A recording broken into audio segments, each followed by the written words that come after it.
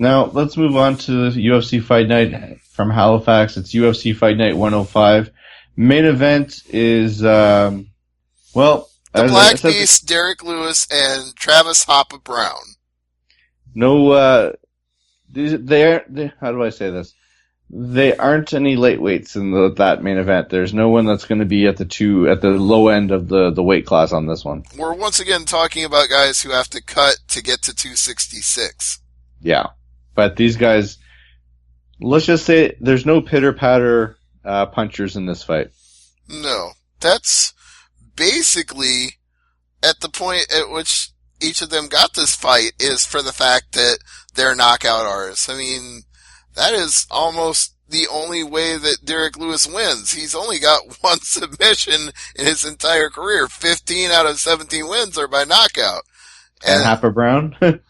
Yeah, and Hoppa Browne, he's got a few submissions to his name. He's not totally one-sided. He's got two of them. So, yeah, he's capable, but 14 out of 18 wins by knockout, you know what he's there for. Oh, yeah. No, this would be a fun fight. And it's an intriguing fight, as you like to say. This is one for the casual fight fans as opposed to the hardcores, because there's a very easy story to explain here. Derrick Lewis is the up-and-comer, the guy on the rise, but he needs to beat somebody that's really been around for a while and really has a name if he wants to crack into the upper ranks of the heavyweights, whereas Hoppa Browne is coming off 2 straight losses to Cain Velasquez and Fabricio Verdum, and if he wants to be considered a contender again, he can't let a young up-and-comer like Derrick Lewis pass him by. Now, young, I'm gonna qualify that because Hoppa Browne is 34 and Derrick Lewis is 32, so neither one of them are like young, but compared to some of the other heavyweights, you know, they're youngish. Youngish, and I mean, do you cut Browne if he loses here? No. That would be 3 in a row, wouldn't it? Yeah, but you need heavyweights in this division. And yeah, that's gonna hurt him. That's gonna be a setback. I mean, right now, Derrick Lewis is 8 and Travis Browne is 9, so that would probably push Derrick Lewis up a few spots and Browne down a few spots, but it's not like it would knock him out of the rankings. This is the fight that Browne needs to win to reestablish himself, but this is the fight Derrick Lewis needs to win to prove he's better than Browne and deserves to be fighting the top 5 guys. Speaking of fighters that need to win to prove themselves to basically get back on that winning track, Johnny Hendricks fighting Hector Lombard. Yeah, Johnny Hendricks' biggest opponent is the scale. Yeah. Some fighters fear the drug test. He fears the scale. And I'm not sure. Like, Lombard's had a lot of fights. I'm putting it mildly there, but Hendricks loses this fight. I really don't know what you do here. Like, do you cut him? Because you know he'll get picked up. You know he'll get picked up by Bellator. He's actually the guy I would cut with a loss here. But some fighters, you see this in the past, UFC hangs on because you don't want them in Bellator or World Series. That was the old UFC. The modern UFC is letting guys like Ryan Bader just walk. I don't think it's as big an issue as it used to be. Yeah, Bader jumping ship, that was something else. Well, it's not official yet. You know what? They'll probably announce it on Saturday's show. Just you wait and see. They'll probably have Ryan Bader sign his contract right there at the Shark Tank, and then they'll bring him out on TV. Maybe he'll come out to the Imperial March. Who knows? Anyway, since we didn't already discuss it, the betting odds on Browne and Lewis are dead even right now. Minus 105 for Hoppa Browne, minus 115 for the Black Beast. Meanwhile, in the Hendricks and Lombard fight, Lombard is the minus 150 favorite, Hendricks plus 130. Yeah, there's no reason Hendricks should be the favorite. No, but that is an awfully close line, and it surprises me a little given how much trouble Hendricks has had lately that he's still considered to be that close to Lombard in this fight, because losing 4 out of your last 5 out of your last 7, and having problems making weight most of those fights, I'm not convinced that he's in there mathematically the way the odds have him. I guess the only reason that they're willing to say that is because Hector Lombard's record isn't that much better. He's lost his last fight with Dan Henderson, the fight before that with Neil Magny, and then he failed a drug test for his fight with Josh Berkman. So, you look at their records, you would think, okay, neither one of these guys has won anything lately, but I still favor Lombard because there's something physically or psychologically wrong with Hendricks at this point to be having the problems that he's having. I'm trying to figure see with Hendricks, he's a former champ, he can't rest on his laurels here, and I think that line this line that's on the fight right now, having Hendricks as a slight underdog, he's definitely not the favorite, but it depends if he hits the weight. If he hits the scale at bang on and looks repped and ready to go, I don't want to say even money, Stevie, but I have a feeling this line will change once he hits that scale, negative or positive. Yeah, that is a possibility, but it is telling that it's a middleweight and not a welterweight fight. Yes. So let's see if he can make the freaking 185-pound limit, because if he misses that, I don't think I'd want him back, win or lose. Now, what about the next fight, Sam Cecilia against Gavin Tucker? Well, the line here is minus 155 for Tucker, plus 135 for Cecilia. So, I guess that's a little surprising for some people, but I can sort of see where they're coming from. Cecilia hasn't done too well. He's lost his last two fights by knockout and guillotine choke, so he's kind of ripe for the picking right now. Now, Tucker, good record. Cecilia's a good test, not a great test, but a dominant win here by Tucker. That will really impress some people in UFC. You've got to like him because he's from Newfoundland. You've got to be in favor of him getting the win here. Just a smidge.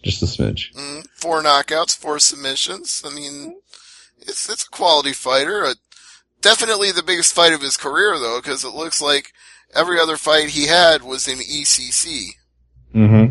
Yeah, it's definitely a good test for him. And if he gets a dominant win, say he gets a knockout,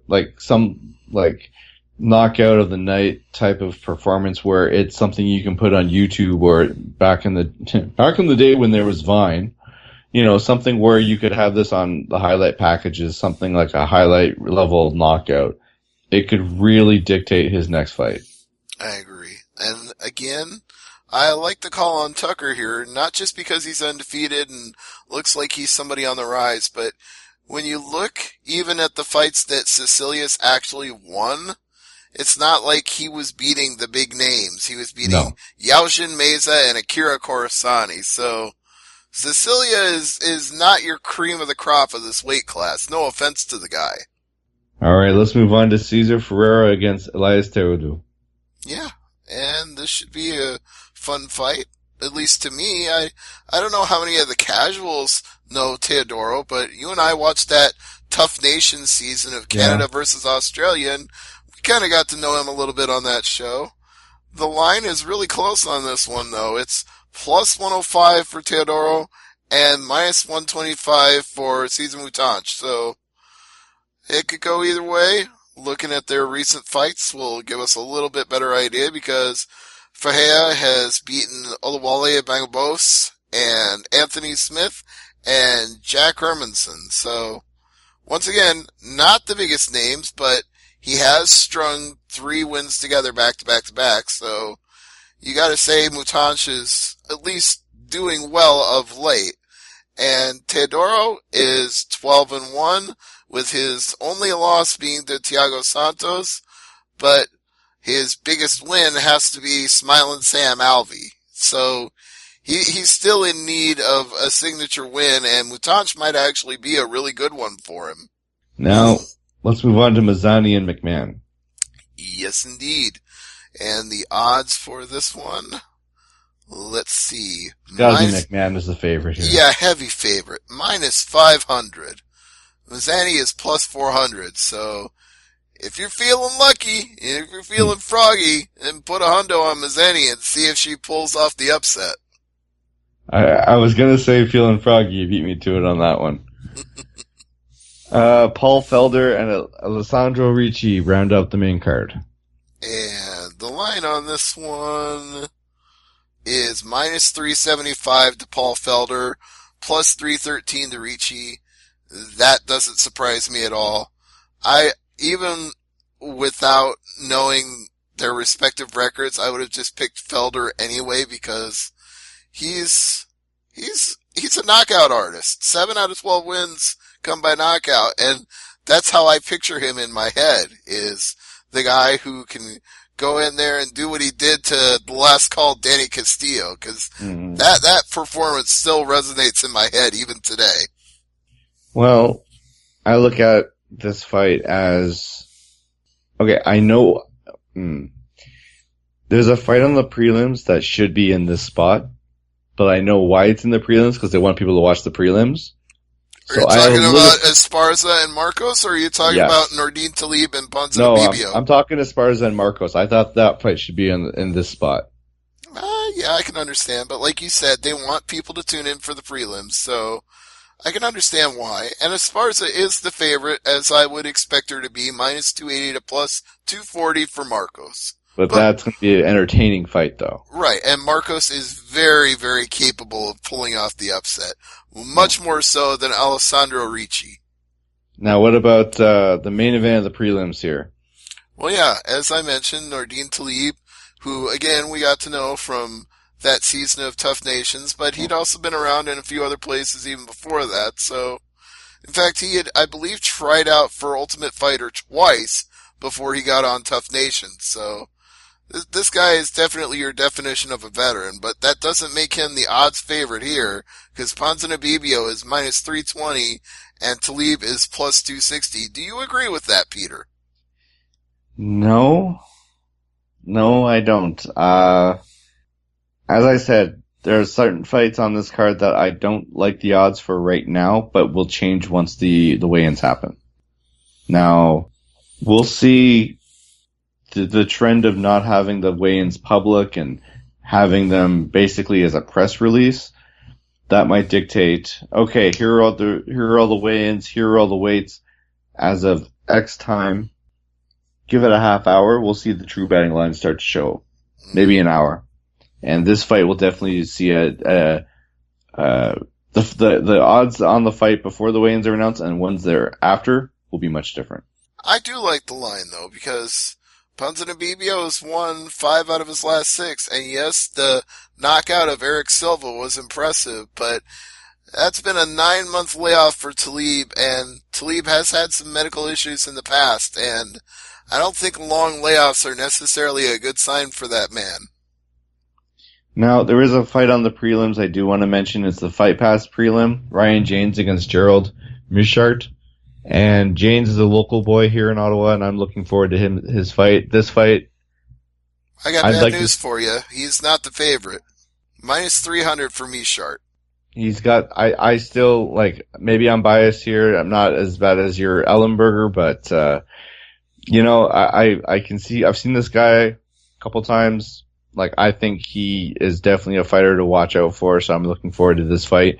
But he's on the UFC Fight Pass. They want to see it improve himself before moving him up the card, and I think this is a great test for him.